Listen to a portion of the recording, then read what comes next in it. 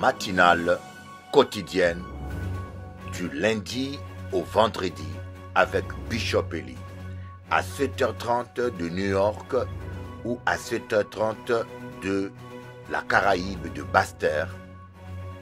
À Paris, pendant l'heure d'hiver, c'est à 13h30. Pendant l'heure d'été, c'est à 12h30. Prions ensemble avec Bishop Eli sur sa chaîne YouTube @Bishop Eli. Que Dieu vous bénisse. Avec Dieu, c'est toujours possible. À tous les mecs qui sont pas encore mariés, la plus grosse erreur d'un homme, c'est de se tromper sur le choix de sa femme. Vous pouvez vous tromper dans un business, vous pouvez rater un diplôme, vous pouvez louper un travail, vous tromper sur une relation amicale. Mais sur le choix de votre femme, vous ne pouvez faire aucune erreur. Vous n'avez aucune marge d'erreur. Parce qu'une femme, en fait, elle a la capacité de vous propulser au sommet, mais elle a aussi la capacité de vous détruire totalement. Et pour ça, voilà pourquoi je prône le fait de ne pas miser que sur l'amour. Miser sur les éléments extérieurs qui sont, à mon sens, beaucoup plus importants. La foi, le respect, les valeurs, les traditions. Tu trompes ton mari à partir du moment où tu lui caches la vérité. À un moment donné, il faut qu'on redéfinisse la tromperie. La tromperie commence par la cachotterie. C'est-à-dire tu effaces des conversations, tu effaces des photos, tu lui dis pas vraiment ce qui s'est passé à tel ou tel endroit. À partir du moment où tu es dans cette cachotterie-là, tu es déjà en train de tromper. Tu es déjà en train de le duper. Et il faut pas venir se rassurer en disant « Non, mais je l'ai pas vu cet homme-là. » Tu as conversé avec lui. Tu as échangé des photos avec lui. Tu as effacé ces conversations-là. Donc la tromperie, que ça soit d'un côté ou de l'autre, c'est très simple. À partir du moment où vous êtes obligé de cacher des choses, vous êtes déjà dans la tromperie, qu'elle soit émotionnelle ou physique. Tu trompes ton mari à partir du moment où tu lui caches. Les musulmans disent que Jésus est le Messie, mais qu'il n'est pas Dieu et qu'il n'a pas été crucifié. Pour les Juifs, la personne de Jésus varie. Pour certains, c'était un sorcier. Pour d'autres, un prophète. Et pour une faible minorité, les Juifs messianiques, c'était bien le Messie. Les hindous considèrent souvent Jésus comme une personne sainte, un prophète ou un yogi exceptionnel. Et d'autres hindous le considèrent comme un dieu parmi leurs autres divinités. Les bouddhistes considèrent Jésus comme un grand sage, digne d'un culte. Le Dalai Lama parle de Jésus positivement en tant qu'enseignant moral et prône l'importance des valeurs enseignées par Jésus, telles que l'amour, la compassion ou la tolérance. Les taoïstes ont placé Jésus dans leur panthéon de divinités comme le Dieu de la miséricorde. Et pour les chrétiens, Jésus est l'incarnation de Dieu lui-même qui s'est fait chair afin de prendre les péchés de l'humanité et permettre à nouveau une relation entre Dieu et les hommes. Je vous mets tous au défi de me citer un seul prophète, un seul grand sage, un seul philosophe, moine ou chef religieux dont on parle dans toutes les religions. Le seul dont on parle dans toutes les religions n'est autre que Dieu lui-même, à savoir Jésus-Christ. Les musulmans... Louez l'Éternel avec les harpes et le tambourin. Petit ok, danse, ok, aha, ça loquette. À quoi servira-t-il à un homme de gagner le monde entier et de perdre son âme au dernier jour? Ikamango Baloba. Ils te feront la guerre, mais ils ne l'emporteront jamais. Nul ne tiendra devant toi toute la durée de ta vie. Ok. Ah ah. Ok. Ah yeah. Ok. Ah yeah. Quand la main de Dieu est sur toi, tu ne mourras pas. Tu vois, quand Dieu décide de te protéger, quand ton heure n'est pas arrivée, le diable va toujours te rater. Voyez, les gens disent « Ah, j'ai la chance. Ah, j'ai eu la chance. » La chance n'existe pas. C'est le destin. Voilà pourquoi je vous dis, il faut toujours faire confiance à Dieu. Il faut toujours laisser ta vie entre les mains de Dieu. Tu ne sais pas ce qui peut arriver dans la journée. Tu ne sais pas. Tu ne sais pas qu'est-ce qui peut arriver. Le danger est partout dans la vie. Tu vas avoir la chance. Donne ta vie à Jésus. Donne ta vie à Jésus. Et la chance sera toujours de ton côté. Et le diable te ratera toujours. Bon courage. On est à l'abri. Dites-moi franchement, dans quel livre saint, vous qui croyez qu'il y avait le nom de Dieu partout dans vos bouches, dans quel livre saint on dit la femme doit être indépendante? On vous a pas dit qu'on nous a tiré de la côte de l'homme? On vous a pas dit que nous-mêmes on vient de l'homme? Genre on peut pas être autosuffisante alors qu'on nous a tiré de sa côte. Donc il y a un moment donné votre histoire de too much independent woman, ça marche pas, ça ne marche plus. À part pour souffrir. Les meufs qui font ça en général, elles sont épuisées, elles se plaignent tout le temps, ça va pas dans leur vie. Toujours un truc à redire, elles ont toujours quelque chose qui va pas. Mais c'est normal, tu peux pas être épanoui et heureux alors qu'en fait tu fais des rôles qui ne sont même pas les tiens. Donc je suis désolée, moi toutes les personnes qui sont là à brailler toute la journée, ah, indépendante woman, nanana, moi je suis autosuffisante, moi j'ai pas besoin d'un homme, on n'est pas ensemble. On n'est pas ensemble. Pas du tout. On a toujours besoin de quelqu'un, on s'enterre pas tout seul. Et c'est écrit nulle part dans aucun livre religieux que la femme doit être indépendante et autosuffisante. Il y a un moment donné, vous attirez les clampins. Parce que pourquoi tu veux qu'il se mette dans son rôle? Pourquoi tu veux qu'il se mette dans son rôle alors que tu as pris son rôle? Tu veux prendre son rôle, mais laisse-lui son rôle. Reste à ta place un peu, reste à ta place. Franchement, reste à ta place.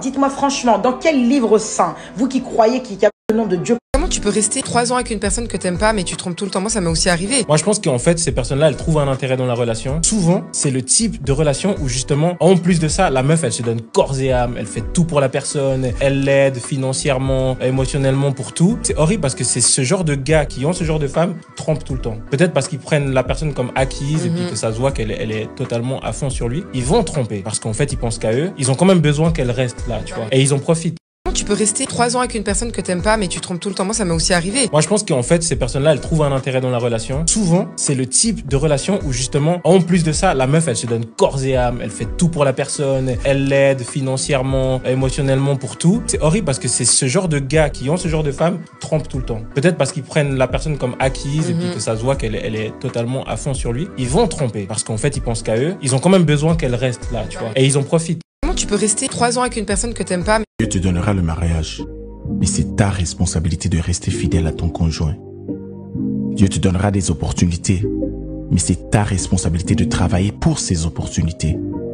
Dieu te donnera la santé, mais c'est ta responsabilité de prendre soin de ton corps et mener une vie équilibrée. Dieu peut même te donner la paix intérieure, mais c'est ta responsabilité de rechercher la réconciliation et pardonner ceux qui t'ont blessé. As-tu remarqué quelque chose? Chaque bénédiction que Dieu te donne dans la vie vient avec un niveau de responsabilité que tu dois être prêt à accepter.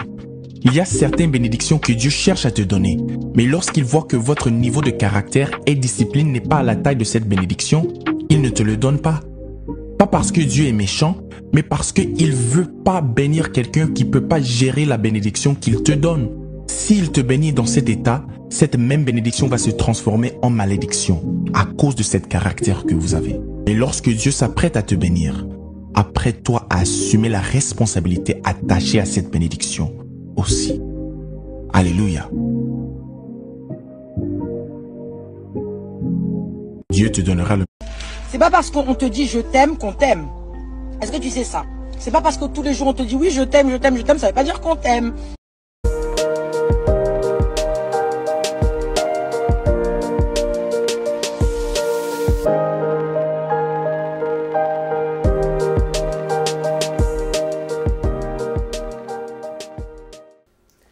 Bonjour à tous. Bonjour à tous. Et bienvenue dans l'émission orchestrée par Bishop Eli pour Télé Antilles. Notre message d'aujourd'hui est sur l'amour sans intérêt, c'est-à-dire sans chercher quelque chose en échange qui puisse nous être avantageux. En effet, c'est cet amour puissant que Dieu a transmis aux chrétiens à travers son Fils Jésus-Christ. Un amour qui n'attend rien en retour et surpasse tout. allant jusqu'à nous permettre d'accéder au salut, alors même que nous ne le méritons pas.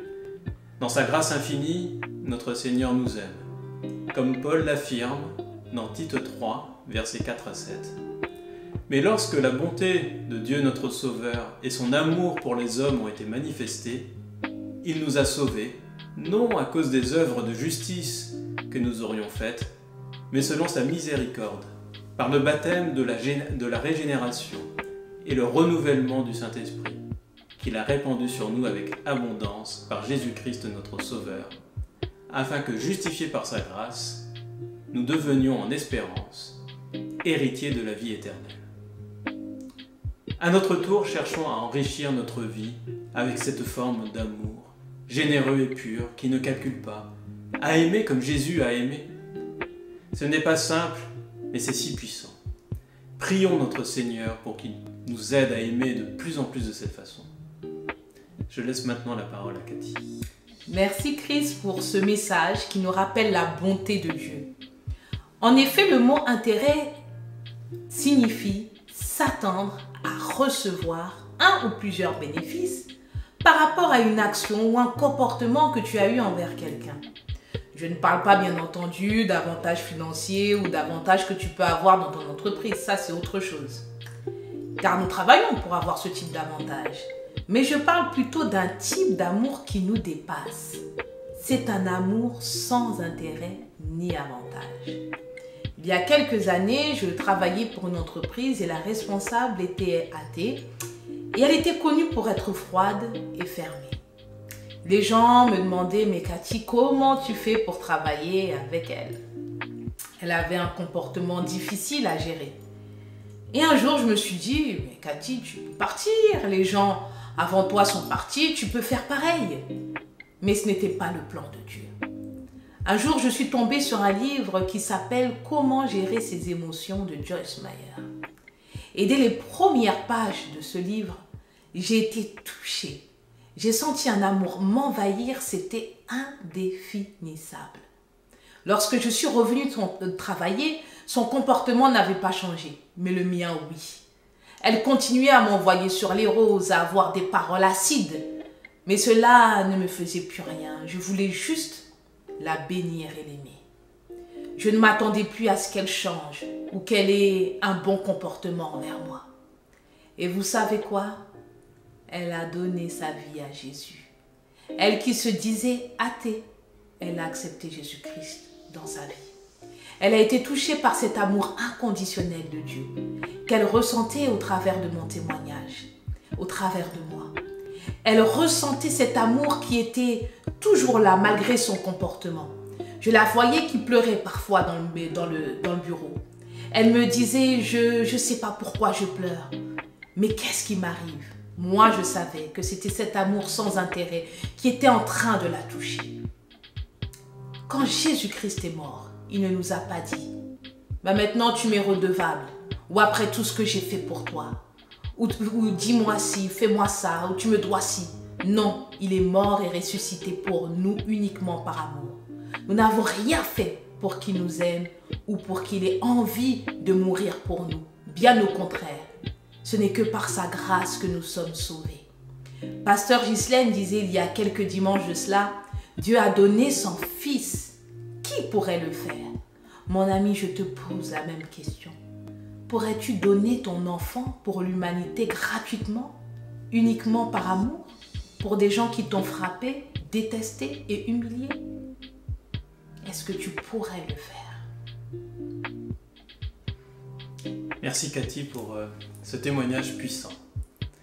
Et je vais m'adresser maintenant à tous ceux qui nous regardent et qui ne connaissent pas Jésus. Ce Jésus dont nous parlons depuis tout à l'heure. Celui qui nous a sauvés et qui est mort pour toi sur la croix afin de te donner cette paix, cet amour inconditionnel, cette joie et cette vie éternelle. Tu peux le recevoir maintenant si tu le veux. La Bible dit en Romains 10, verset 9, « Si tu confesses de ta bouche le Seigneur Jésus, et si tu crois dans ton cœur que Dieu l'a ressuscité des morts, tu seras sauvé. » Alors si tu le souhaites, tu peux répéter cette prière après moi. « Seigneur Jésus, Je te remercie d'être mort et ressuscité pour moi à la croix pour me donner la vie éternelle.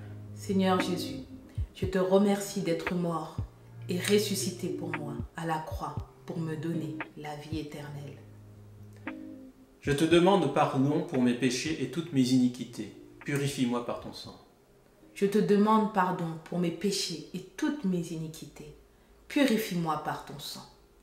Viens remplir ma vie de toi, Jésus, et délivre-moi de tout mal. Viens remplir ma vie de toi, Jésus, et délivre-moi de tout mal. Je confesse que Jésus-Christ est mon Seigneur et mon Sauveur personnel. Je confesse que Jésus-Christ est mon Seigneur et mon Sauveur personnel. Et je le reçois dans ma vie maintenant. Et je le reçois dans ma vie maintenant. Dans le nom de Jésus. Dans le nom de Jésus. Amen. Amen. Bonjour, chers amis téléspectateurs. Comme à Cadizot, moins content d'entrer à Dankazao. Bien sûr. Par la télé, je rentre dans vos maisons. Et merci de m'accueillir. C'est un grand privilège. Et je n'aimerais pas vous perdre votre temps. Et j'aimerais vous apporter quelque chose. Comme disent les Américains, time is money. Time is money. Quand quelqu'un vient à l'église, il faut lui apporter quelque chose. Aujourd'hui, je vais aborder un sujet qui concerne le couple et qui concerne même les célibataires. Parfois, quand je parle de couple, les célibataires se plaignent qu'on les oublie. Et quand je parle de célibataires, le couple pense que je les ai oubliés. Et mon sujet principal, bien sûr, je ne prépare pas mes sujets en général. Je me laisse conduire par l'esprit. Se remettre en question. Voilà mon sujet. Savoir se remettre en question. Parce que je constatais que beaucoup de chrétiens ne se remettent pas en question. Ils remettent les autres en question.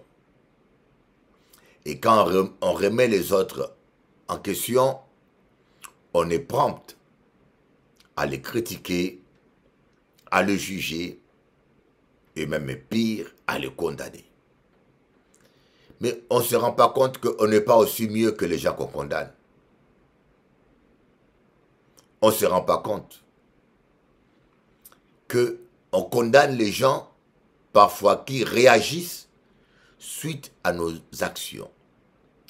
Une image typique que j'ai toujours utilisée, c'est l'image d'un homme qui marche sur ton pied, oui, un homme qui marche, et il écrase ton pied, et tu hurles, et cet homme t'en veut et te reproche d'avoir hurlé à ses oreilles. C'est un peu l'image de la plupart des hommes aujourd'hui. Il ne voit pas ce que lui il a fait, mais il voit ce que toi tu as fait. Il dit, ah, telle personne m'a poussé. Il a hurlé dans mes oreilles. Mais il ne voit pas que cette personne a hurlé, il t'a repoussé parce qu'il avait mal, parce que tu avais écrasé son pied. Il ne voit pas ça. Il retient simplement, une telle personne a crié dans mes oreilles. Ça m'a fait mal, il m'a même repoussé. Bien-aimés, parfois nous les hommes, dans certains cas, nos épouses nous repoussent au lit. Une femme te repousse au lit. Tu l'as tellement insulté, tu l'as tellement méprisé, tu l'as tellement frappé. Mais est-ce que tu trouves que c'est inhumain qu'il te repousse? On a un problème, nous les hommes, comme les femmes aussi. Hein? Je me rappelle, j'avais un chihuahua. Il est déjà mort, hein, mon petit chihuahua. C'est un chien que j'ai acheté à Saint-Domingue. et que j'ai amené en Guadeloupe. Il a appris les créoles. À Saint-Domingue, il a aboyé en espagnol. Il est arrivé en Guadeloupe, il a aboyé en créole. Et après, je l'ai amené à Paris. Mais ce chien-là, j'ai voulu le dresser parce qu'il ne peut pas comprendre rien. J'ai commencé à lui faire des fessées. Vous savez que les chihuahuas est tout petit. Hein? J'ai commencé à lui faire des fessées. Et le chien a été traumatisé.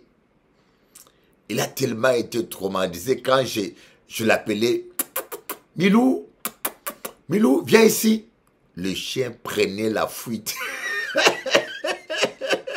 Parce que le chien a été tellement traumatisé qu'il prenait la fuite, quoi. C'est-à-dire que je suis arrivé à un point où moi j'appelais mon chien, au lieu qu'il vienne, il prenait la fuite. Et c'est là où je me suis rendu compte que j'étais trop dur, que je dressais très mal le chien et que je tapais trop fort. Parce que quand il faisait popo, je prenais sa tête, je lui mettrais sur son popo et je faisais une fessée. Mais sauf que c'était un chihuahua, il est tout petit. C'était trop fort. C'est un peu ça. Même l'animal, il fuit quelqu'un qui le fait mal. Toi, tu es une femme mariée. Toi, tu es un homme marié. Tu fais mal à ta femme. Tu l'humilies. Tu la blesses. Tu le blesses. Tu la gifles. Et tu trouves anormal qu'à un moment donné, au lit, qu'il te repousse ou qu'elle te repousse. Soyons logiques. La femme ou l'homme réagit par rapport à ta dureté, par rapport à ta violence, par rapport à ton agressivité. Donc, c'est un peu ce qui se passe dans la vie de chaque jour. Étant que chrétien, étant que époux ou épouse, on ne se remet pas en question. On réagit exactement comme notre grand-père, Adam. Quand Dieu lui a demandé, Adam, pourquoi tu as peur? Et Adam me dit, c'est la femme que tu as mis à côté de moi qui m'a fait manger le fruit interdit. On aime toujours accuser l'autre. J'aimerais vous dire, apprenez à vous regarder en face. Apprenez à vous regarder devant le miroir. Vous allez beaucoup progresser. C'est trop facile d'accuser l'autre. Jésus a dit, écoutez bien, dans Matthieu 17, tout homme qui répudie sa femme, sauf pour adultère, l'a fait commettre l'adultère. Tout homme qui répudie sa femme, sauf pour infidélité, l'a fait commettre l'adultère. C'est-à-dire que la femme commet l'adultère, mais devant Dieu, c'est l'homme qui l'a fait commettre. Il n'y a pas longtemps, je vous rencontre une histoire vraie. Hein? Une histoire vraie. Je suis allé voir une femme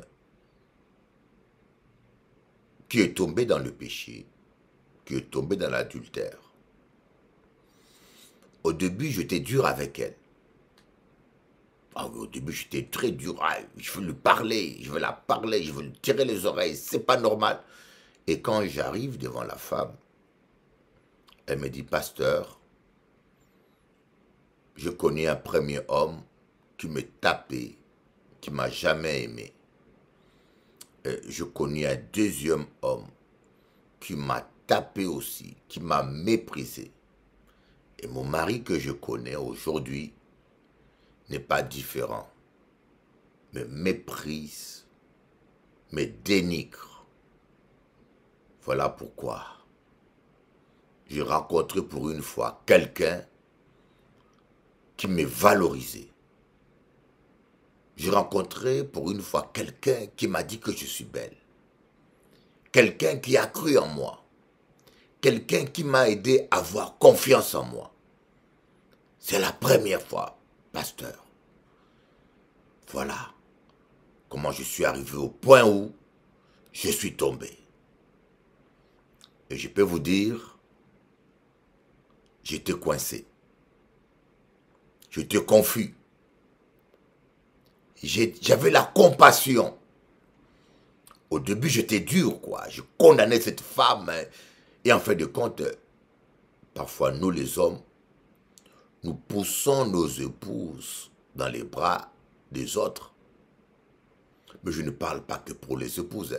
Des fois aussi, vous les femmes, vous poussez vos épouses dans les bras des autres femmes. Un homme t'aime, tu n'apprécies pas. Un homme t'aime, tu n'es pas câlin. Mais attends, tu ne donnes pas ton chien la viande à manger. S'il va chez le voisin manger, est-ce que tu l'en voudras? Tu ne donnes pas ton chien la viande à manger. Alors, s'il saute la clôture, il va chez le voisin manger le poulet du voisin. Est-ce que tu en voudras au chien? C'est ça le problème que nous tous nous avons, étant qu'hommes, étant que femmes, étant que parents et étant que chrétiens. Alors, tu veux que le chien meure amoureusement de faim chez toi. Tu as un chat. Tu ne le nourris pas. Tu peux être sûr. Il sera chez le voisin pour chercher à manger. Mais après, il ne faut pas l'en vouloir. Il ne fait que survivre. Ici, je veux parler aux chrétiens célibataires, eux aussi aux femmes comme aux hommes. Donne l'amour, donne l'affection à ta femme ou à ton mari. Parce que l'instinct de survie, je dis bien l'instinct de survie, fait que quelqu'un ne restera pas mourir amoureusement pour toi. Tu vas le pousser à commettre adultère, à aller chez le voisin. Voilà, donc ici je suis en train de parler en globalité. Hein. Je suis en train de parler en globalité. Parfois, nous ne sommes pas responsables de nos actes. Nous n'aimons pas nous remettre en question parce que d'abord, on est orgueilleux ou parfois on est fier ou parfois c'est trop vilain. Moi, j'ai déjà vu une femme qui a peur de se miroiter parce qu'il a peur de voir son visage. C'est trop vilain. On s'aime trop. On veut faire la politique de l'autruche. Vous savez, l'autruche, quand il est poursuivi, il court. Qu'est-ce qu'il fait? Il creuse un trou, il met sa tête dans le trou et il se croit en sécurité. Ce n'est qu'une illusion optique. Il se croit caché alors qu'il a toutes ses cuisses dehors. Parfois, nous aussi, on fait la politique de l'Autriche. On se ment en soi-même. D'ailleurs, c'est le comportement typique d'un pervers narcissique. Un pervers narcissique n'a jamais tort. Un pervers narcissique ne veut jamais accepter ses fautes. C'est toujours la faute des autres. C'est toujours les autres. Un pervers narcissique peut te laisser à la maison sans que tu aies à manger et il s'en va. Et quand il apprend que tu es allé chez le voisin demander à manger, il t'en veut. Tu m'as fait honte. Comment tu oses aller mendier chez le voisin? Alors qu'est-ce que tu voulais qu'elle ou qu'il reste à la maison affamé et qu'il meure pour sauver ton image? Dans Proverbe, je vais essayer de trouver ce verset. Alléluia. Si tu trouves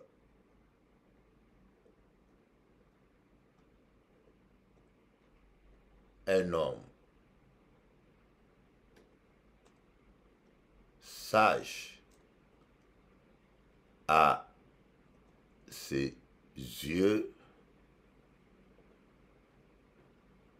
Bible. Je vais vous donner ce verset parce que pour moi, je ne peux pas prêcher sans faire allusion à la Bible. Voilà. Proverbe 26, verset 12. Proverbe 26, verset 12. Qu'est-ce qu'il dit? Si tu vois un homme qui se croit sage, il n'y a plus à espérer d'un insensé que de lui. Proverbe 26, verset 12. Si tu vois un homme qui se croit sage à ses propres yeux, il y a plus à espérer d'un insensé que de lui. Ne soyez pas sages. Apprenez à vous remettre en question.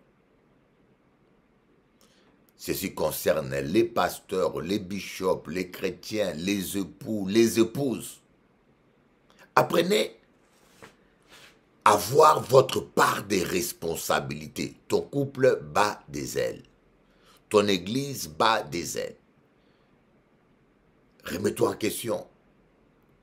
David a dit, quand il priait, il dit, Seigneur, regarde si je suis dans la mauvaise voie et ramène-moi dans la bonne. Seigneur, sonde mon cœur et sonde mes reins. Regarde si je suis dans une mauvaise voie et ramène-moi dans la bonne. Ne soyez pas sûr de vous.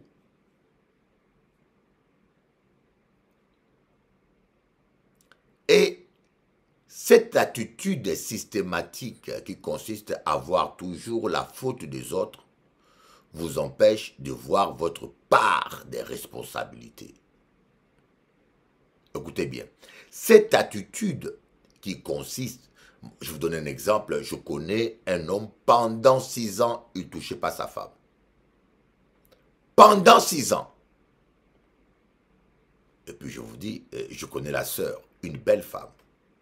Je vous dis, une belle femme. Je l'ai eu chez moi à la maison, il venait, elle s'est attachée à moi avec ses enfants, je les aimais beaucoup. Mais une belle femme, quand je vous dis une belle femme, une belle femme. Mais le monsieur, pendant 6 ans, la femme me dit, Bishop Eli, ça fait 6 ans que mon mari ne me touche pas. Est-ce que c'est humain ça? Voyez? Et un tel gars encore va se plaindre. Ah, ma femme a fait des bêtises. Ah, ma femme a... Tais-toi. Arrête d'aboyer. Regarde ça. Je ne suis pas là pour défendre les hommes ou les femmes. Hein. Je suis là simplement pour dire cette attitude qui consiste toujours à voir les fautes de l'autre. Comme notre arrière-grand-père, arrière-arrière-grand-père Adam avait fait. Seigneur, c'est la femme que tu as mis près de moi qui a fait ça. Qui m'a poussé? Qui m'a proposé? Eh mais tu aurais pu dire non. Tu aurais pu dire non. Tu as mangé la pomme parce qu'elle était belle à voir et bonne à manger. C'est ta convoitise. Mais ça, c'est le réflexe humain. Et même quand je vais dans des couples, j'ai toujours ce constat de voir que c'est la femme qui accuse l'homme ou c'est l'homme qui accuse la femme. Et des accusations interminables. Mais si chacun simplement regardait sa part des responsabilités et de fautes, et si chacun l'acceptait et puis décidait de changer, vous allez tellement perdre moins de temps. Mais on aime toujours perdre notre temps, notre énergie à accuser l'autre, à vouloir montrer que c'est l'autre qui est le fautif. Mais ça vous fait avancer en quoi? Je te pose la question. Ça te fait avancer en quoi?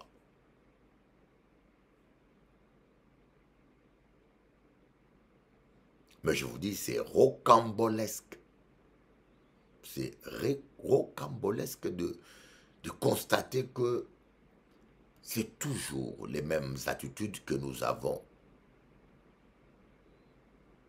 Reconnaître ses fautes. Voyez, quand on parle de la repentance, il ne peut pas avoir la repentance quand quelqu'un justifie son péché. Ah, j'ai fait ça parce que tu as fait ça. Je t'ai insulté parce que c'est toi qui as commencé. Je t'ai frappé parce que tu m'as insulté. Il ne peut pas avoir de repentance. Tu ne dois pas insulter, tu ne dois pas insulter. J'ai un pasteur qui s'est mis à insulter tout le monde. Un pasteur congolais. J'ai regardé dans les réseaux, je vois un pasteur qui maudit tout le monde et qui maudit tous les gens qui viennent sur sa page Facebook, qui l'insultent. Il les insulte aussi. Il a dit, je vous insulte. Et tout le monde est choqué, bien sûr. Et moi, je voulais faire une vidéo pour le répondre, mais une voix m'a dit, appelle-le. C'est un homme qui est en souffrance. Et je l'ai appelé. Je dis, papa, qu'est-ce qui se passe? Papa, qu'est-ce qui se passe? Tu es tombé dans leur piège. Toi, tu es un homme de Dieu. Tu dois prêcher l'évangile. Mais malheureusement, il ne m'a pas écouté parce que jusqu'à aujourd'hui, il est en train de répondre aux gens qui l'attaquent. Je dis, mais autant de vidéos que tu fais tous les matins pour répondre à ces gens-là, c'est autant d'occasions d'apporter les messages de l'évangile. Au lieu de prêcher l'évangile à laquelle Dieu t'a appelé, tu passes le temps à répondre aux gens. Il m'a dit, ah Bishop, on m'a tellement insulté pendant ces temps, j'en peux plus. Je dis, mais non. Ce n'est pas parce qu'on t'insulte que tu dois répondre par insulte. La Bible dit, ne répondez pas insulte pour insulte.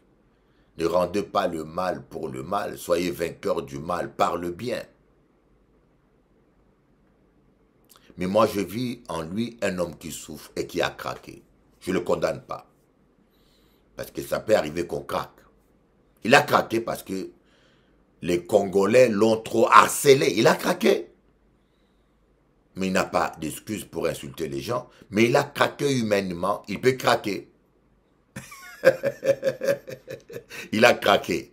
Alors j'ai appelé un ami à moi qui est bishop là-bas, archibishop, au Congo. Il m'a dit, Bishop Eli, moi aussi je suis inquiet. Est-ce qu'il a perdu la tête? Qu'est-ce qui se passe? Je ne comprends rien.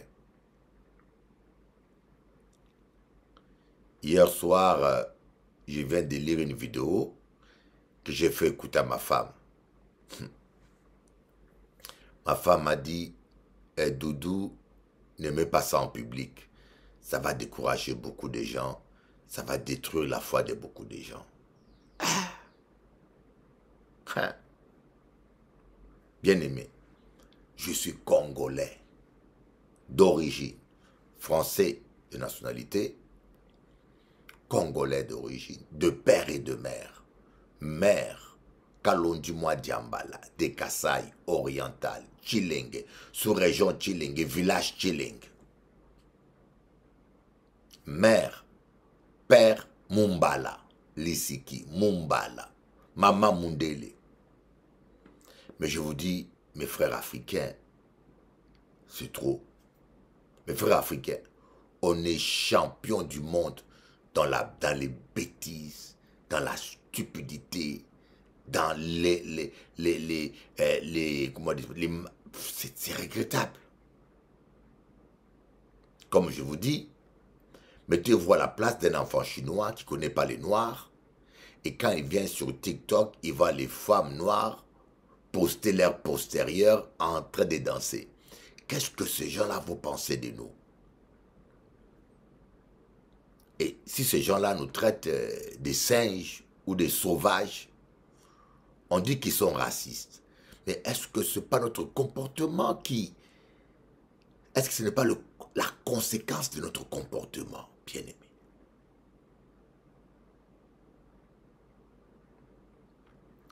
Ce pasteur-là, que je citerai le nom, il s'appelle Denis Lessi. Il se dit prophète.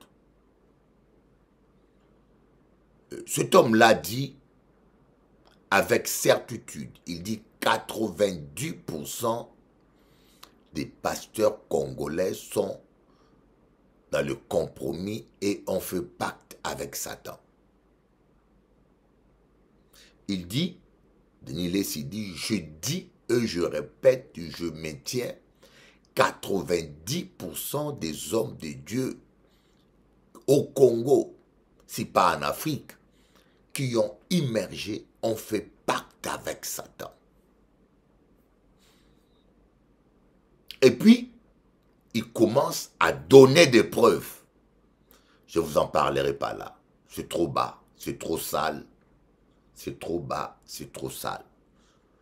Je n'en parlerai pas. L'apôtre Paul dit, ce qu'ils font dans les ténèbres, on n'en parle même pas, c'est tellement honteux. Non, c'est trop bas.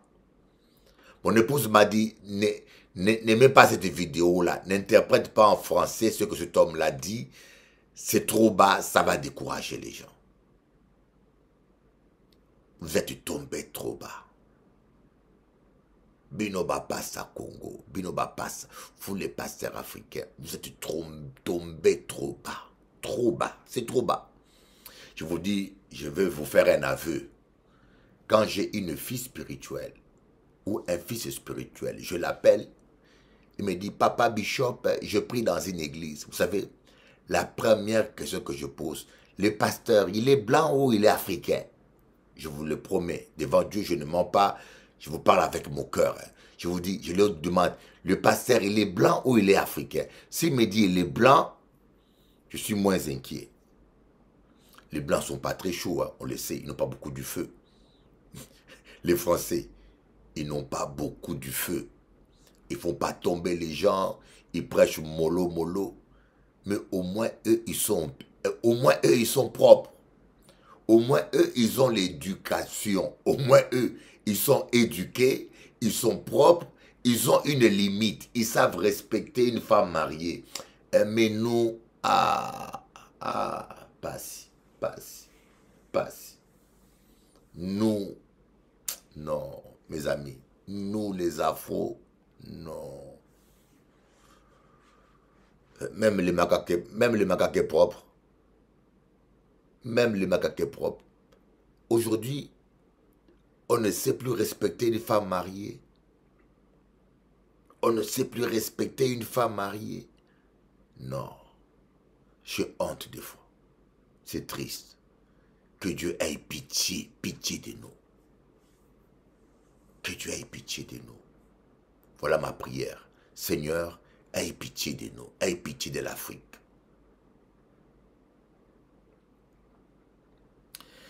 Donc, aujourd'hui, je voulais simplement dire, nous devons apprendre à nous remettre en question. Vous savez, les premières voitures n'avaient pas de lampes, de lumière. Les premières voitures n'avaient pas de freins. Quand la voiture roulait, il fallait voir comment les gens sautaient.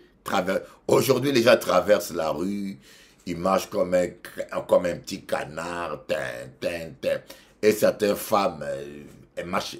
Mais au début de l'invention de la voiture, quand une voiture passait, tout le monde dégageait la route. Parce que la voiture n'avait pas de frein. C'est après quelques accidents qu'ils ont dit, mais tiens, il faut un frein quand même, parce qu'on ne va pas écraser autant de gens. Et c'est comme ça qu'ils ont inventé les freins. Et après, c'était la nuit. Ils se sont rendus compte que la nuit, une voiture, on ne la voyait même pas. Et puis les gens traversaient la route sans savoir qu'il y a une voiture qui arrivait. Et puis la voiture aussi ne voyait pas les gens. Ils ont dit, ah non, il faut qu'on invente des lampes pour éclairer la route, pour les voitures. Vous voyez, nos erreurs peuvent nous amener à nous améliorer. Vos erreurs, que cela soit dans votre vie de couple passée, peut vous aider à devenir plus fort. C'est pour cela que certaines personnes disent, un homme qui est tombé est plus fort qu'un homme qui n'est jamais tombé. C'est vrai et c'est faux. C'est vrai si la personne se remet en question et tire une vraie leçon de son échec pour l'avenir. C'est faux si la personne ne se remet pas en question et se contente toujours à accuser les autres et à s'apitoyer. Nos erreurs nous rendent plus forts. Pour dire nos erreurs, nos échecs nous rendent plus forts si nous savons avoir la bonne attitude d'humilité dire Seigneur, je reconnais mes fautes. Je reconnais que j'aurais pas dû faire ça. Je reconnais mon tort. Je reconnais, Seigneur, je me remets en question. Alléluia. Amen. Vous voyez le fils prodigue. On parle du fils prodigue. Mais dans la parabole du fils prodigue, le point culminant, le fait le plus important, c'est quand le fils prodigue est rentré en lui-même. Les fils prodigues, ils se croyaient gérants, bons gérants. Vous voyez, la prétention est très dangereuse. Quand il faut jamais, comme il y a un chanteur, Bob Marley, qui dit « Ne plonge pas dans l'eau si tu ne sais pas nager ». C'est-à-dire que ne vous engagez pas dans des histoires qui dépassent vos capacités. Vous devez être réaliste. Vous devez accepter vos limites. Comme on dit, Descartes, jeune homme, connais-toi toi-même. Il faut te connaître toi-même, savoir que moi, ça, je ne peux pas faire. Sois pas trop prétentieux. Il faut connaître tes limites et connaître tes capacités et savoir les utiliser dans la mesure du raisonnable. Le fils prodigue n'avait pas de notion de gestion, mais il était prétentieux. Il a dit, papa, donne-moi mon argent, mon héritage, je vais le gérer moi-même, je suis capable. Et le père lui a donné son héritage. Il a tout gaspillé. Il manquait le caractère et la personnalité pour gérer cela. Le résultat, il s'est retrouvé fauché. Il s'est fait embaucher par les gens du village. Il a commencé à vendre, à nourrir le cochon, jusqu'au point où il a commencé à manger la nourriture de cochon. À un moment donné, il s'est arrêté, il a dit, il y a quelque chose qui ne va pas. Même les ouvriers de mon père ne mangent pas aussi mal. Il est rentré en lui-même. C'est ça le point important. Savoir rentrer en soi-même. Savoir dire, ça va pas. Ça va pas. Ton mari ne rentre plus le soir à la maison. Parce que dès qu'il rentre, tu fais du bruit. Regarde-moi bien. Gardez-moi bien. T'es taillé. Dès que tu rentres à la maison, c'est du bruit infernal. Alors le monsieur, pour avoir sa paix, quand il finit le travail, il va traîner ailleurs. Tu vas l'accuser. Il n'aime pas sa famille. Il n'aime pas ses enfants. Il n'aime pas la maison. Mais non. C'est-à-dire que tu vas commencer à l'accuser. Mais si seulement tu te regardais toi-même, tu dis non, en tout cas, j'ai fait trop du bruit à la maison, je suis trop bruyante, même quand j'ai raison, mais j'ai fait trop du bruit, mon mari n'en peut plus, j'arrête maintenant. Vous voyez, c'est ça la vraie solution. Mais en général, on se contente de dire « Ah, il n'aime pas. Ah, il aime les amis. Ah, il aime ses amis plus que moi. Ah, il traîne. Ah, il n'aime pas les enfants. » Vous voyez, on se remet difficilement en question. On ne veut pas se remettre en question. Parce qu'on s'aime soi-même. Parce que c'est vrai, ce n'est pas facile. Ce n'est pas facile de se remettre en question. C'est pas facile de se regarder devant le miroir, de dire « Ah, ma tête n'est pas bonne. »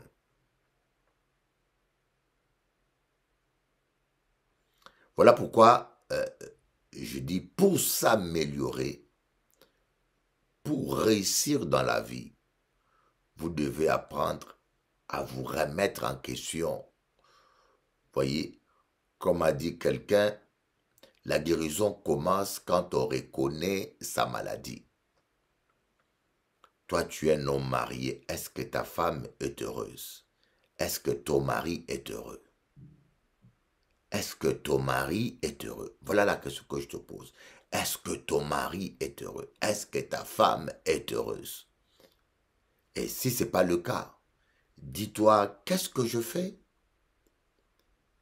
qui ne le convient pas, qui ne la convient pas? Et qu'est-ce que je dois améliorer?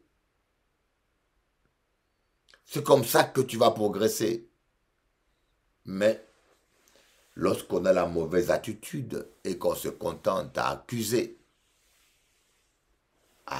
l'autre, ça ne va pas à cause de lui. Il aurait dû faire ceci, il n'a pas fait ceci.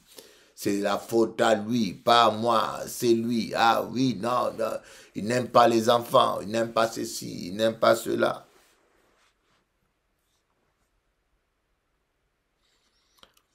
Voilà, donc je dis bien la repentance commence par reconnaître ses fautes.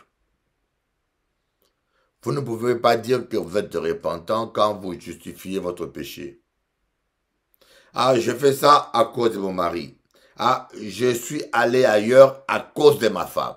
C'est ma femme qui m'a poussé. Vous voyez, ce n'est pas une repentance, ça. Ce n'est pas une repentance. Voilà pourquoi Dieu n'a pas pardonné Adam. Parce qu'Adam ne s'était pas repenti. Adam a dit, je suis tombé à cause de ma femme. Si Adam avait dit, ah Seigneur Dieu, je reconnais que je péchais.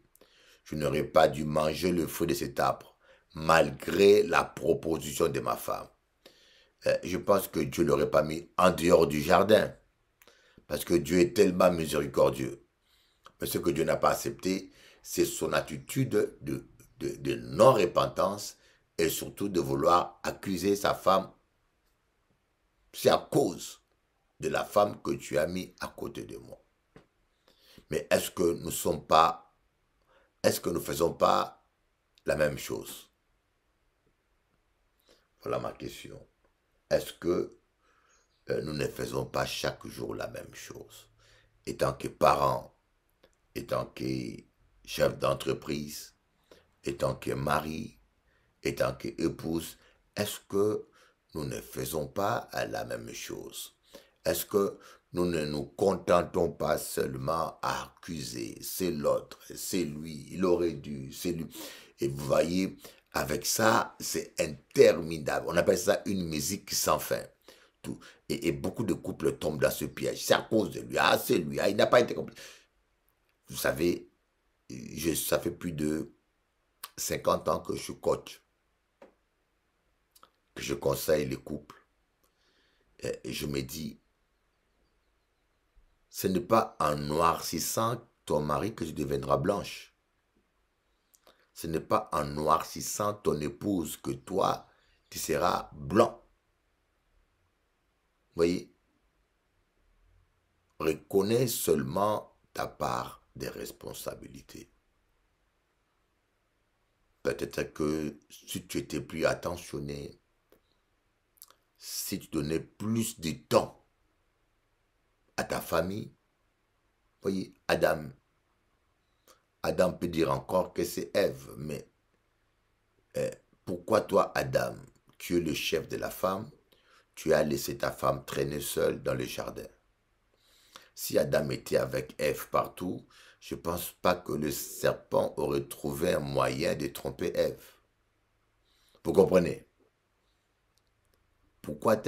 Où était-il Adam pendant que sa femme était seule avec Ève? Où étais-tu? Ah ben non. Adam se contentait à dire à Dieu, c'est la femme que tu as mis près de moi qui m'a fait ça. Autrement dit, c'est toi Dieu qui est à l'origine de ma chute. Nous allons prier pour dire Seigneur, nous te demandons pardon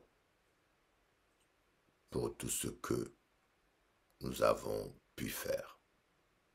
Quand une femme mariée dit, le fruit interdit attire. Quand une femme mariée ou un homme marié dit, le fruit interdit est pimenté,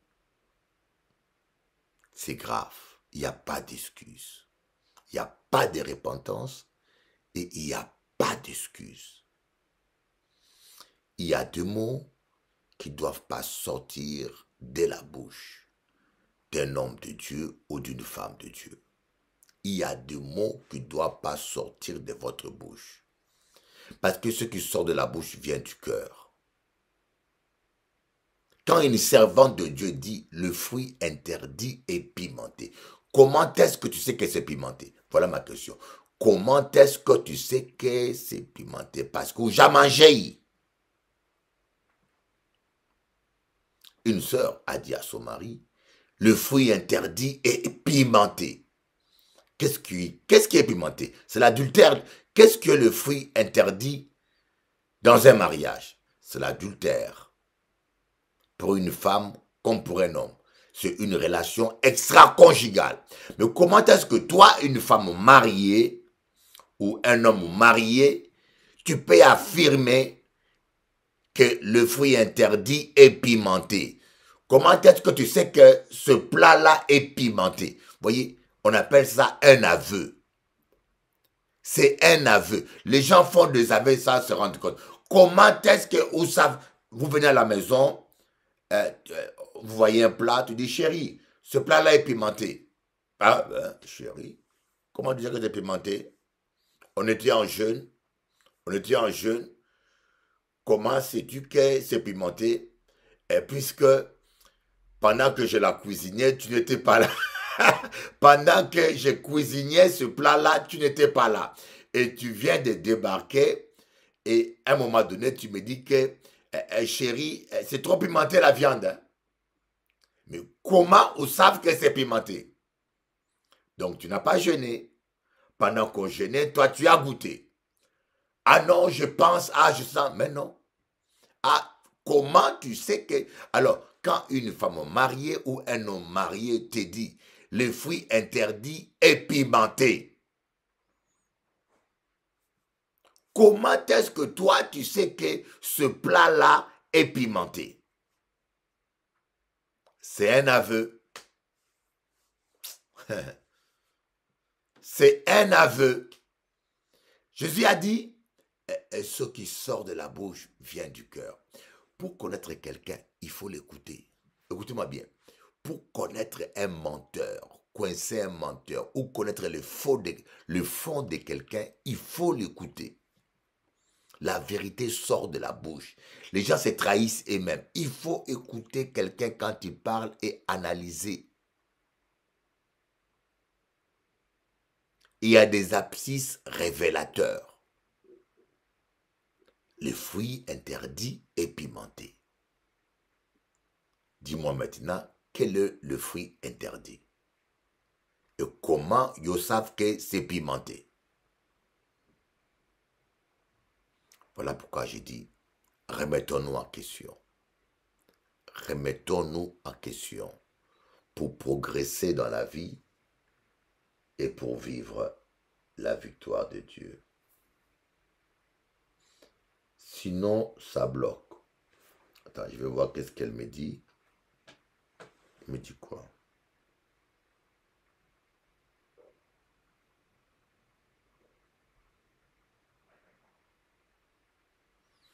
Partageons et tapotons, sinon ça bloque, voilà. Sinon ça bloque, sauf que les païens partagent leur direct, mais vous les chrétiens, malheureusement, vous êtes tellement fainéants, vous n'aimez pas partager vos directs. Même dire j'aime, c'est trop lourd pour vous. Même bouger vos doigts, c'est trop lourd. Qu'est-ce que je peux faire? Les directs des païens, ça fait 4000 personnes, ils se propagent. Un coach Armand, il a 10 000 personnes, des païens qui sont là. Mais vous, les chrétiens, quand on vous prêche, on ne vous demande même pas de l'argent. Hein? Seulement dire j'aime, taper seulement sur l'écran comme ça, j'aime, j'aime. Vous n'en êtes pas capable. Que Dieu vous bénisse tous, je vous laisse. Seigneur, aide-nous à nous remettre en question. Aide-nous.